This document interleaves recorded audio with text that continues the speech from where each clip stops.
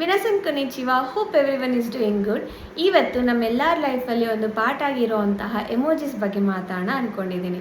ನಿಮಗೆ ಗೊತ್ತಾ, ಎಮೋಜಿ ಅನ್ನೋದು ಒಂದು ಜಾಪನೀಸ್ ವರ್ಡ್. ಎ ಅಂದರೆ ಪಿಕ್ಚರ್, ಮೋಜಿ ಅಂದರೆ character. Over all it is a picture character. So ಈ ಎಮೋಜಿನ ಶಿಗಿತಕ ಕುರಿತಾಸಾನ್ ಅನ್ನೋರು 1999 ಒಂದು ಜಾಪನೀಸ್ ಕಂಪನಿಗೋಸ್ಕರ ಕಂಡುಹಿಡಿದಿರ್ತಾರೆ.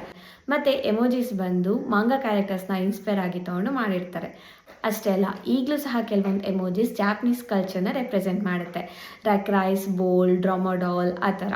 ಈಗ ಎಮೋಜಿಸ್ ಬಗ್ಗೆ ಕೆಲವೊಂದು ಇಂಟ್ರೆಸ್ಟಿಂಗ್ ಥಿಂಗ್ಸ್ನ ತಿಳ್ಕೊಳ್ಳೋಣ.